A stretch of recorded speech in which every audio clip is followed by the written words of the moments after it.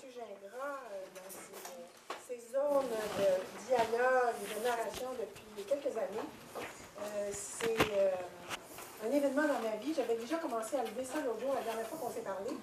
J'en parlerai pas plus parce que vous allez avoir la chance tout de suite de voir de quoi ça procède. Alors, M. Gingras est un thérapeute conjugal et familial en pratique depuis déjà quelques années. Il fait partie de l'Ordre des travailleurs sociaux du Québec. Et il s'intéresse aussi depuis plusieurs années à l'approche narrative. Il s'y intéresse tellement qu'il s'est inscrit au doctorat à l'Université du Québec à Trois-Rivières. Alors ça, un doctorat, hein, vous savez sûrement, là, si vous n'en avez pas fait vous-même, vous avez connu des gens qui en ont fait, c'est quelque chose qui est extrêmement exigeant. Et pour dire qu'on peut avoir un doctorat, il faut être très motivé. Alors, effectivement, vous allez voir, il est très motivé, il connaît bien son sujet. C'est un plaisir d'apprendre avec lui. Et voilà, c'est à quoi.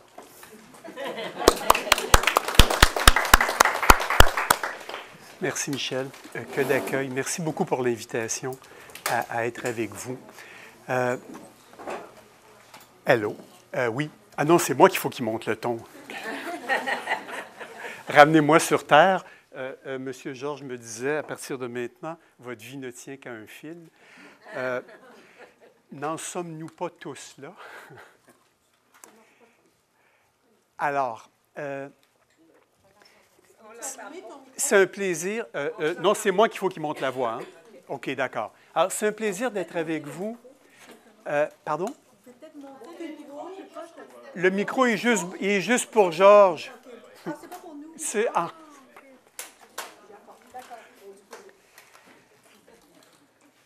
C'est un plaisir d'être avec vous pour partager ce que nous faisons de mieux, ce que nous faisons le plus souvent, ce que nous faisons heureusement ensemble,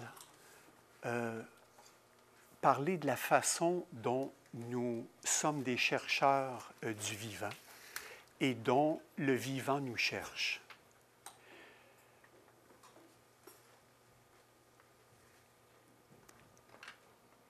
La personne dialogique,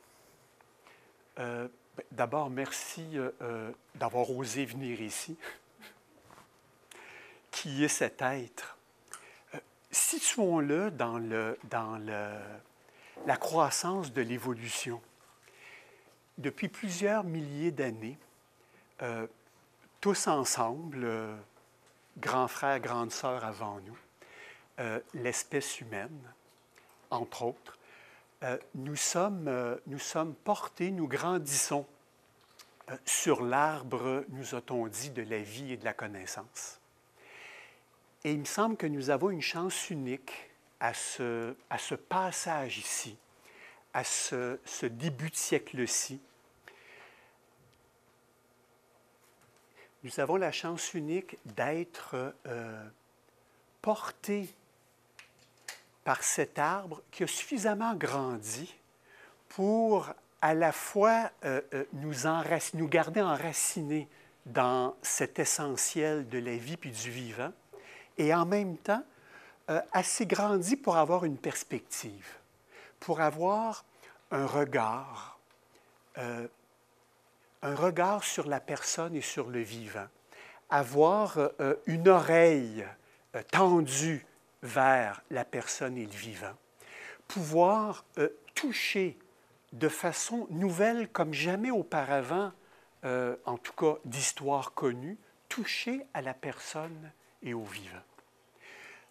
Toutes les sciences nous soutiennent pour déborder, transcender la frontière du visible immédiat pour rendre visible ce qui avant était invisible. Et nous, en intervention, avons le privilège, la chance de vivre cette expérience-là aussi au quotidien. C'est-à-dire qu'en intervention, l'ensemble des modèles psychologiques qui se sont développés, entre autres depuis une centaine d'années, le foisonnement, et sur les 40 dernières années, les 30 dernières années, c'est hallucinant. On a un foisonnement qui peut avoir l'air d'être une tour de Babel d'un côté, mais qui peut-être parle de nous autres de façon très riche. C'est-à-dire que il y a beaucoup de branches à cet arbre-là. Et il y a beaucoup de ramifications à ces branches-là. Et ce n'est pas un hasard si il me semble que nous sommes au siècle de l'expression, de la création par l'expression, de la communication par expression. Et dans tout le foisonnement de ces modèles-là et de ces approches-là, peut-être est-ce que c'est en train de nous dire qu'on a de plus en plus le droit d'être, comme personne, les auteurs de nos vies. Et les gens que nous rencontrons. Si je reviens au privilège que nous avons, plus nous sommes placés dans des situations cliniques dans lesquelles l'essentiel, c'est l'essentiel qui devient émergent. C'est l'essentiel qui devient explicite plutôt que d'être implicite derrière le quotidien de nos vies. Et l'intervention nous invite à être en contact et j'oserais dire scientifiquement en communion avec la personne qui fait une traversée de cet essentiel, une rencontre renouvelée par cet essentiel, renouvelée parfois par des sentiments d'urgence, des sentiments de crise et des sentiments aussi d'ouverture nouvelle. Personne dialogique réfère à cette vision de la personne comme de quoi la rencontre entre des essentiels peut se faire par derrière et par devant des classifications qui sont utiles, qui sont riches, qui sont bonnes pour se repérer dans cet océan de dialogue qu'est la vie et qu'est l'intervention. Au fond, on a besoin d'avoir une vision de la personne qui pas répond à un certain nombre de questions, mais qui éclaire un certain nombre de questions, qui fait reluire certaines dimensions de notre existence et de notre expérience de vivre. Situons-la sur le champ de la clinique. Une dame, fin quarantaine, vient me rencontrer et elle me dit « Je viens d'avoir un diagnostic de cancer et je suis complètement submergée par ce diagnostic-là. » Comment ça se fait? Il y a 10 ans, j'en ai eu un, j'en ai traversé un, et dès le départ, tout faisait du sens. Je ne sais pas où c'est parti. C'est vrai que ce n'était pas pareil. Quand on me l'a annoncé il y a quelques jours, j'avais la voix d'un expert qui parlait de ce qui était dans moi. L'autre fois, je me sentais accompagné par une personne au moment même de l'annonce de ça. Mais il n'y a pas juste ça. Là, c'est comme si je vivais une condamnation, qu'on m'avait jeté un sort et que j'ai l'impression que je mérite ce sort-là et que je n'en sortirai pas. Il n'y a plus d'espace. On a chacun nos façons de nommer cette expérience-là. L'espace est rétréci, le temps est arrêté, le plancher part en dessous des pieds, ou encore on est comme au cœur d'un gigantesque trafic d'où nous viennent les objets percutants de tous les côtés. Comment se fait-il, on a eu la chance d'avoir quelques heures de conversation et que cette personne-là a pu profiter d'un contexte pour faire quelque chose d'extraordinaire qui pourrait rester invisible, mais quelque chose qu'on est aux premières loges, nous intervenants, pour voir apparaître souvent. Apparaître comme le sentiment chez cette personne-là de pouvoir dégager un espace, de pouvoir recommencer à ressentir, à percevoir, à penser, à nommer et donc à reprendre un peu le centre de l'expérience qui avait été occupé par un objet comme étranger, même si il se présente sous forme de maladie qui est à l'intérieur du corps. Quelle vision de la personne humaine pouvons-nous avoir pour rendre compte de la beauté de ce que cette personne-là a fait, du mystère de sa conversation avec la vie? C'est ce qui est derrière cette expression, la personne dialogique, un horizon de surprenance en devenir. La raison pour laquelle, et je m'en excuse, mais il y aura moyen de pallier à ça, il y a beaucoup d'informations dans le diaporama qui est là. Ce n'est pas de ma faute. C'est parce que la vie est trop riche. Les êtres humains avec lesquels nous collaborons à ce que cette vie puisse s'infuser dans le non-sens ou la disparition du sens, est tellement riche. Et nous, intervenants, je vais oser le dire, aussi bien nous rendre à l'aise le plus vite possible, nous, intervenants, faisons des choses immensément riches. Et elles sont d'autant plus riches qu'elles échappent au radar de la visibilité des catégories trop rigides. Donc, c'est pour ça qu'on ressent toujours que devant des moments uniques, sans cesse renouvelés, mais toujours uniques en intervention, il y a à la fois quelque chose qu'on habite et à laquelle on assiste globalement, comme à la naissance d'un enfant. Il y a toujours quelque chose qui est indicible. Il y a toujours quelque chose qui n'arrive pas à se dire. Donc, le diaporama d'aujourd'hui, il est pour présenter ce qui se passe dans cette émergence du vivant, du changement, dans les difficultés qu'apportent les problèmes les pires de la vie, en rendre compte sous l'angle du travail de l'intervenant.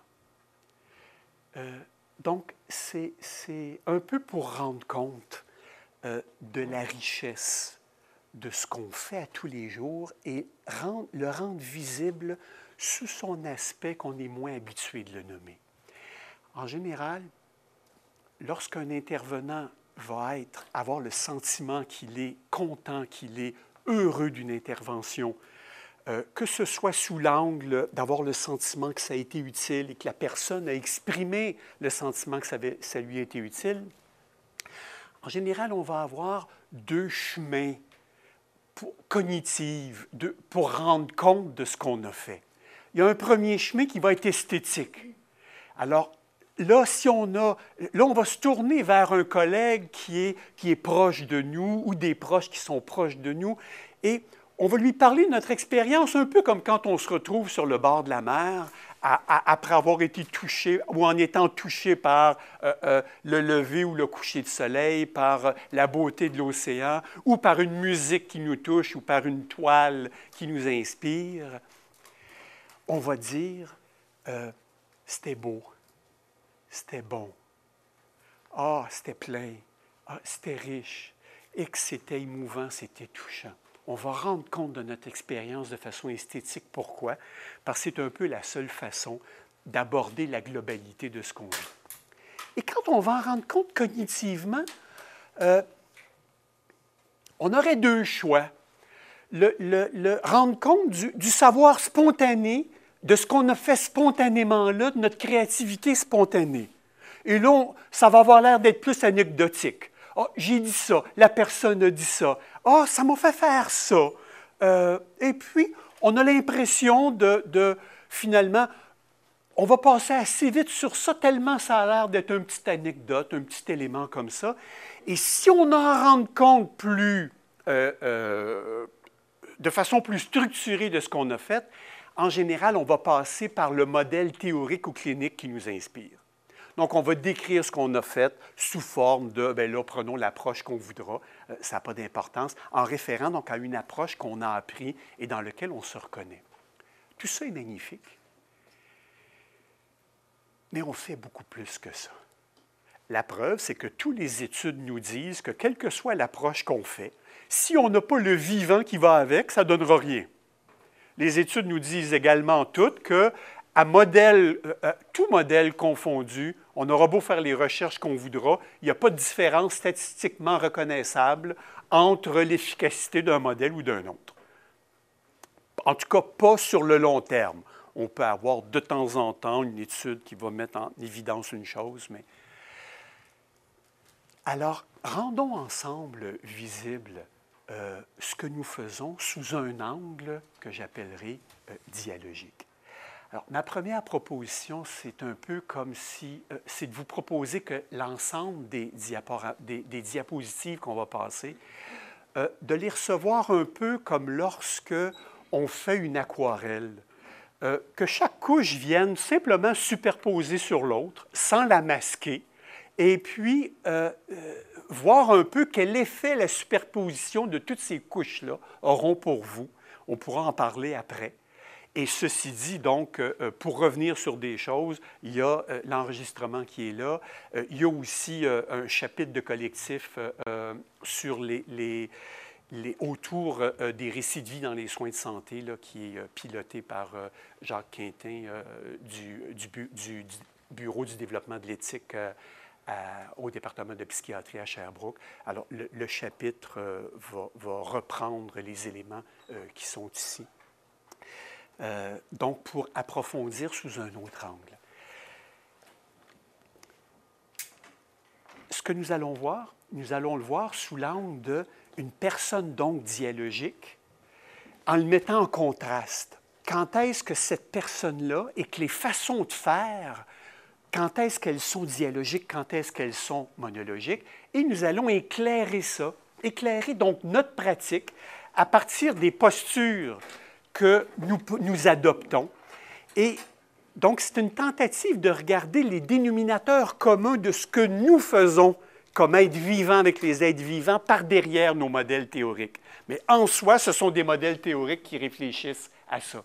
C'est la théorie derrière, en amont de la théorie. Les postures qu'on prend, les attitudes qu'on prend comme intervenant, les aptitudes auxquelles on se réfère lorsqu'on agit, lorsqu'on a ces postures et ces attitudes, et les actions dialogiques qu'on a. Et je suis sûr, et je vous invite à profiter de la conférence pour jouir de ce que vous, de ce que vos collègues et de ce que les gens que vous aimez font à chaque fois qu'il y a de la vie dans la rencontre entre les êtres humains. Et ça nous amènera à regarder un peu ce qu'est cette personne dialogique en intervention et cette poétique sociale en intervention. Dialogique versus monologique. L'expression le dialogisme a été développée par un monsieur Bakhtin, la référence est à la fin. Un monsieur Bakhtin qui est à la fois quelqu'un qui est dans l'exploration de la philosophie et de la linguistique. Et lui disait, le rapport dialogique, c'est lorsque, dans mon discours, lorsque je parle avec quelqu'un, on voit la présence de la vie de l'autre dans mon discours. Si on le dit simplement, et ça, on a ce point de repère-là tous les jours, et notre sensibilité d'intervenant nous le renvoie. Est-ce que je parle avec l'autre ou je parle à propos de l'autre? Est-ce que je me sens à distance et là, je suis en train d'avoir une analyse sur lui ou on est en train de réfléchir ensemble à ce qui est en train de se passer? Et donc, à ce moment-là, la vie de l'autre nous habite tout en étant la sienne. Et on a aussi, notre sensibilité nous renvoie la différence lorsque, si on est dans une conversation clinique entre intervenants, ça ne fera pas la même chose si on est en train de parler objectivement d'un cas et si on est en train de parler de l'expérience vivante de quelqu'un. Et dans des pratiques qui maintenant m'intéressent autour de l'univers constructionniste social, il y a un point de repère qu'on se donne entre cliniciens. Si on parle d'un client, d'un usager, d'un patient qui n'est pas là, on va en parler comme s'il est avec nous. C'est drôle qu'on n'a pas le même ton. Surtout lorsque, des fois, on est amplifié par, à penser en termes de caseload, d'études de cas, et on comprend toutes les pressions qui sont par rapport au fait, aux désorganisations. Il n'y a pas de blâme pour personne dans ça, mais notre sensibilité nous donne la teinte, la différence lorsque on est en posture dialogique ou monologique. Dans une posture dialogique, le langage, ce que l'autre nous dit, on l'entend comme l'expression de sa vie. On ne l'entend pas comme une simple description. Là, j'écoute ce que tu dis pour me faire une catégorie à propos de quoi que ce soit par rapport à toi. J'entends d'abord l'expression de ta vie dans le langage. Ça, c'est un langage dialogique. Monologique, ça devient des catégories à propos de toi. Elle ne nous empêchera pas de réfléchir ensemble à des catégories. Et vous remarquerez qu'à chaque fois qu'on a le sentiment d'être heureux d'une intervention, le sentiment commun que c'est utile, on a ce sentiment-là d'avoir été avec l'autre. Et puis, toutes nos expertises, alors là, on fait une opération à la fois magique et mystérieuse sur laquelle on ne prend pas le temps de rendre visible tout ce que ça demande à un être humain intervenant pour réussir ce tour de magie-là. C'est bien plus compliqué que de faire sortir un lapin du sac, même s'il n'y avait pas de truc. Ce qu'on fait, c'est qu'avec toutes nos expertises, notre expérience, nos mandats, ce à quoi il faut rendre compte, les limites de notre cadre d'intervention, on arrive avec tout ça à rencontrer une personne et à mettre tout ça à son service. Il y a quelque chose de, on va dire comme les jeunes, de péter là-dedans. Excusez, je t'ai enregistré.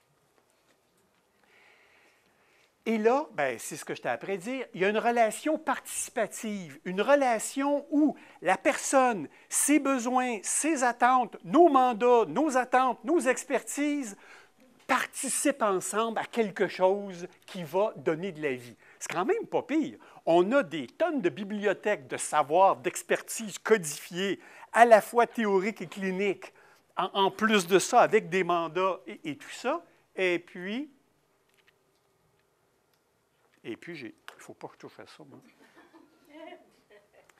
Et puis, on arrive à ce que ça fasse son chemin, entre dans le courant de la rivière dialogique, vivante de conversation, pour faire soutenir quelqu'un à trouver de la vie face à ce mur ou cette roche qui déboule sur lui de façon écrasante.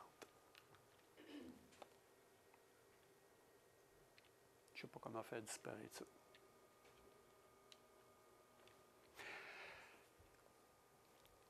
Dans ce contexte-là, les sentiments d'unité et d'unicité sont complémentaires. Vous remarquerez une chose, quand on est dans cet espace-là où on sent que l'intervention est fluide, eh bien, on est à la fois très proche de la personne, on se sent à la fois en communion, mais en même temps, on ne sent pas que l'un étouffe l'autre. L'unité de chacun, l'unicité de chacun est respectée. Il y a un sentiment collectif d'unité. Oserais-je dire à des moments communion? Hein? Tout à fait. Merci par vos regards, me soutenir à le dire.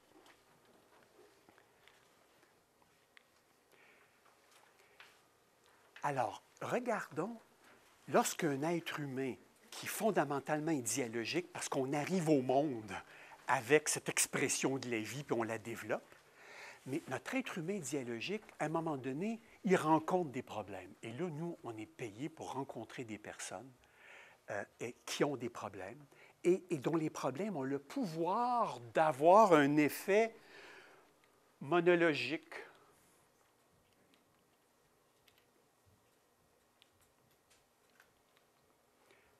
OK, je n'avais sauté une. Pas grave. Alors, les problèmes vont avoir un effet monologique, donc sur soi. Et puis, et là, on a une vision de l'être humain dialogique, dont toutes les approches qui sont dans l'univers constructionniste social ont fait leur spécialité de nommer des visions de la personne humaine qui vont avec le dialogique. Alors, c'est complémentaire aux autres. C'est intéressant pour nous, surtout de nous en servir pour reconnaître la qualité de tout ce qu'on pense et de ce qu'on fait, que d'autres approches rendent moins visibles. Alors, la perspective constructionniste sociale du problème, elle distingue le problème de la personne. Écoutez, entre vous et moi, sur le plan théorique, c'est un peu une révélation, ça. Mais sur le plan clinique, si j'aserais avec n'importe qui d'ici après une intervention qu'on a trouvée qui était utile, et ce serait facile de voir qu'implicitement, dans notre façon d'aborder la personne, pour nous autres, la personne, ce n'est pas le problème, puis le problème, ce n'est pas la personne. Le constructionniste social, alors, dans la pratique, on vit ça constamment. Puis c'est dans ce temps-là que ça marche. Parce que quand on se met à penser que la personne est le problème, on la stigmatise avec nos idées sur le problème. Sinon, ça l'aide. Alors, le nouveau ici, c'est qu'il y a une approche qui perçoit l'identité humaine. Le soi, qui le perçoit vraiment, l'identité humaine, le problème ne fait pas partie de l'identité humaine. C'est assez intéressant. C'est une approche comme ça. D'accord? On va y revenir un peu plus tard. Le problème est le problème, la personne est la personne. Donc, cette approche-là, elle ne pose pas d'hypothèse sur le problème ou sur la personne, mais s'intéresse à la relation entre les deux. La seule hypothèse que cette approche-là fait sur la personne, c'est que la personne, c'est le soi, c'est du dialogue, c'est de la conversation. Le reste, on pourrait dire, la seule hypothèse que ça fait, c'est que chaque être humain, en tant qu'identité, c'est un auteur. Alors, un auteur, ça peut écrire toutes sortes de choses. Ça peut changer toutes sortes de styles. Mais un auteur, c'est un pouvoir d'écriture. C'est un pouvoir de relation. Elle ne voit donc pas la personne comme étant le problème, mais comme étant visitée par le problème. Elle perçoit que lors de cette visite, le problème peut... Ah, je suis chanceux, là. Vous avez besoin de mes yeux. Ah, vous l'avez là. Coloniser la personne. Alors, à partir du moment où ce problème-là va commencer à avoir le pouvoir de coloniser, regardons le chemin. Regardons comment l'invasion des troupes du problème commence à venir prendre la place de l'identité de la personne. Tout doucement ou massivement, les activités de la personne commencent à graviter autour du problème. C'est-à-dire qu'il faut toujours que je pense en fonction que le problème est là avant de faire n'importe quelle activité. Oh boy, ça c'est une méchante infiltration. S'il faut commencer à vivre dans notre maison en tenant compte du fait qu'il y a toujours 3 pieds d'eau dans le sous-sol et qu'il faut tout réaménager notre façon de vivre, en se vivant comme étant impuissant par rapport à ça, eh bien, c'est un problème. Et là, le 3 pieds d'eau commence à convaincre la personne de son incapacité à échapper à son pouvoir. Donc, le problème se met à avoir la capacité de dire « c'est bien de valeur, mais moi, je suis chez moi ». Alors, une invasion de domicile se fait chez nous et progressivement, ceux qui font l'invasion arrivent à nous convaincre que ça va être notre situation de vie pour jusqu'à la fin de nos jours, qu'eux vont occuper le domicile. La personne ne perçoit plus de distance entre elle et le problème. Alors là, c'est comme l'identité se met à prendre la couleur de plus en plus complète du problème. La personne est isolée, ben oui, alors là, la souffrance grandit. La personne a le sentiment qu'elle est le problème. La culpabilité, la honte et le blâme vont évidemment s'ajouter au problème. Alors, en plus d'avoir une évasion de domicile, en plus de devenir convaincu par ceux qui m'envahissent que ça va être comme ça jusqu'à la fin de mes jours et que ça ne peut que empirer, le problème arrive ultimement à avoir la plus sublime et tordue des manigances si celui qui fait l'invasion de domicile arrive à me faire croire que tout ça est de ma faute et que lui, il n'est rien pour ce problème-là. Là, c'est bingo. Là, à ce moment-là, au problème va s'ajouter la honte, la culpabilité, le blâme, en veux-tu, en là. Et la conséquence, la pire, ce n'est pas que le problème soit là. La pire, ce n'est pas que la vie puisse être limitée par des choses. La pire, c'est quand on perd son droit d'auteur. On n'a plus le droit, et c'est quoi un droit d'auteur? C'est le droit de nommer librement le monde à sa manière, c'est la capacité de développer librement ses relations. Ben oui, mais là, si c'est un problème qui t'empêche de dire de quoi ou de sortir de chez vous, la capacité de poser les intentions en fonction de ses valeurs et de ses rêves, la capacité de se comprendre, de comprendre le monde et de créer du sens. Le problème, quand il a enlevé ça, ça va très mal. Là, le problème, si j'ai plus le droit de nommer librement à ma façon, bien, le problème, c'est lui qui va imposer ses mots. Et on voit ça cliniquement. On voit le dégât de ce tsunami-là. Quand la personne commence à parler d'elle à la façon du problème. Le docteur Crombé fait partie, 10 ans de temps, du groupe de recherche chez quoi, à l'hôpital Notre-Dame. Et je me souviens, il nous racontait comment il en est venu à réfléchir autrement sa pratique de psychanalyste. À un moment donné, je me suis aperçu que les personnes parlaient d'elles à la façon dont moi, je parlais d'elles. Et moi, je parlais d'elles à la façon que mon modèle référent me faisait parler d'elles. Elle a dit, il y a quelque chose qui ne marche pas. On est dans les mêmes eaux. Le problème, quand il arrive à s'imposer, c'est lui qui a le dernier mot. La vie devient un monologue ayant le problème pour centre. Et on connaît cette expérience-là tous les jours. Lorsque la personne, la seule façon de pouvoir parler du problème, nous semble être une cassette qui tourne sans fin. Il n'y a pas la vie de la personne dans ça. Et la beauté de ce qu'on fait, c'est lorsqu'il y a ce renversement-là. Et nos modèles nous inspirent pour ça. Mais c'est nous, dans le dialogue avec la personne, qui faisons ce renversement-là. L'auteur, à ce moment-là, a même perdu les mots pour le dire. Il n'est que plainte et révolte. Et bien entendu, à ce moment-là, il n'y a plus de sens. Et le problème majeur dans la vie d'une personne, ce n'est pas la souffrance, c'est l'absence de sens. Sinon, sans en avoir fait l'expérience, je pense qu'il n'y a pas une femme qui aurait un deuxième enfant. Hein? Mais le sens est plus large que la souffrance. Alors, comment allons-nous regarder? Que faisons-nous pour soutenir une personne dans son passage entre être totalisé, colonisé, squatté par le problème, devenu cheval de Troie du problème, pour soutenir une personne à retrouver un rapport dialogique d'auteur à sa vie? Nous allons l'éclairer. Servons-nous d'une approche qui a été faite au Québec, une approche pour mettre en lumière justement les pratiques exemplaires des intervenants, les bons coups des intervenants.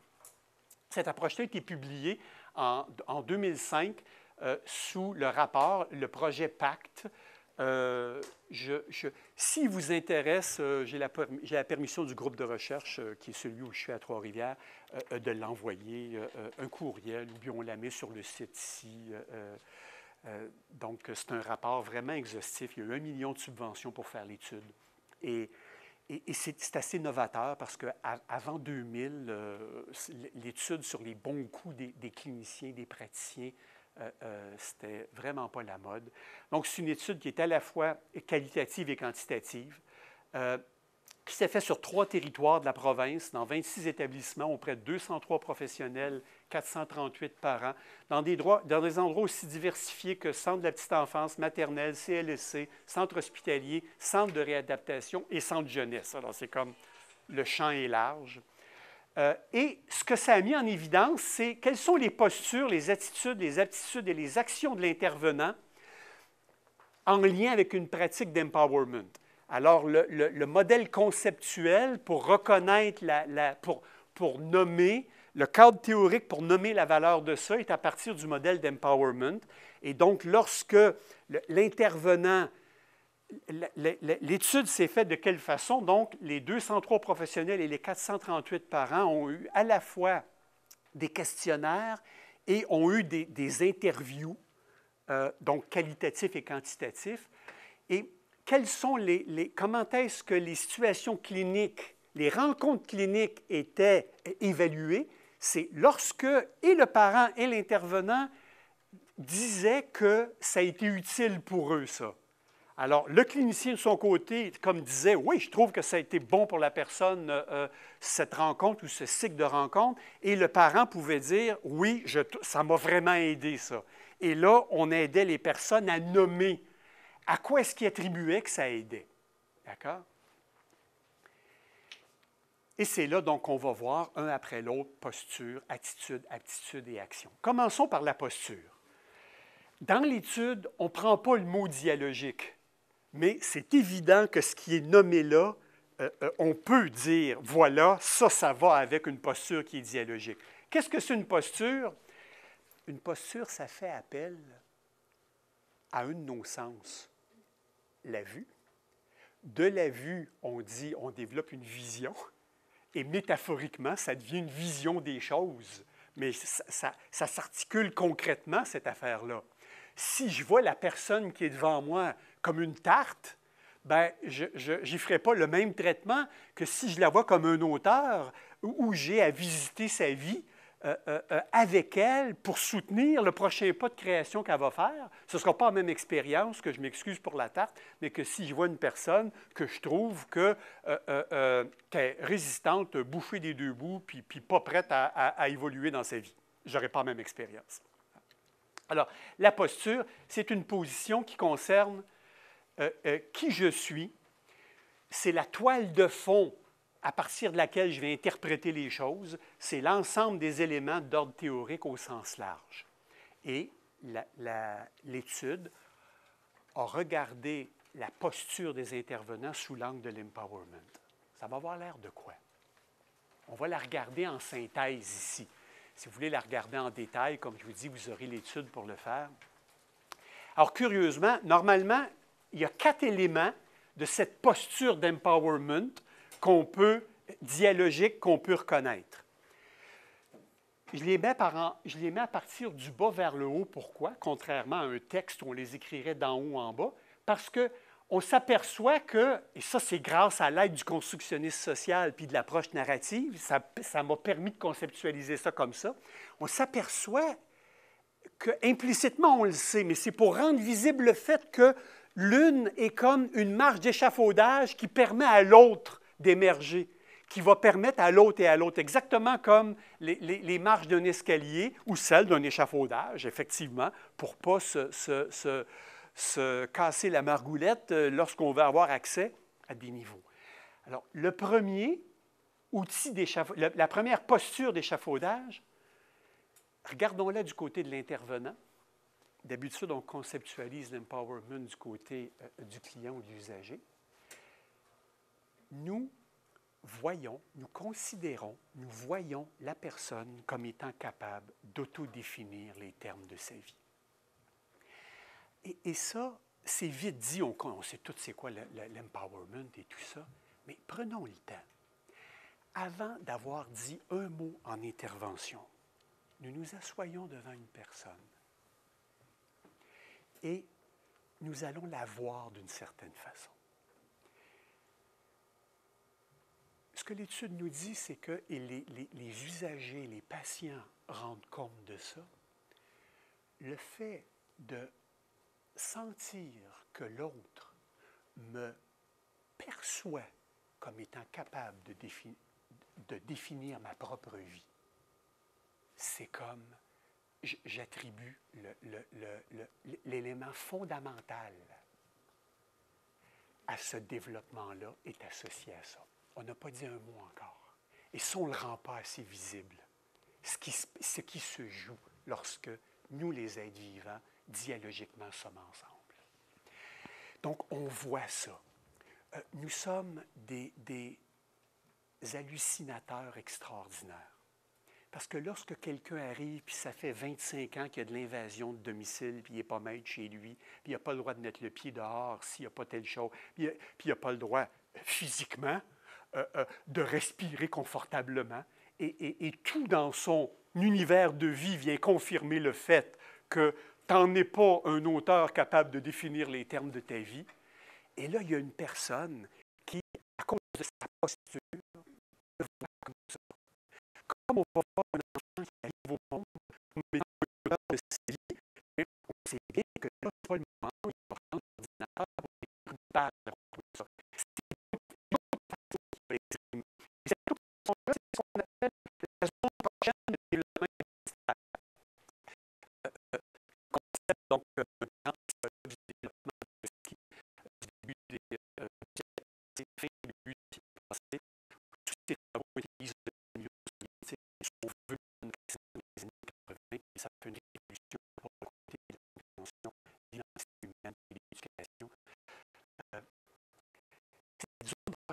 développement, c'est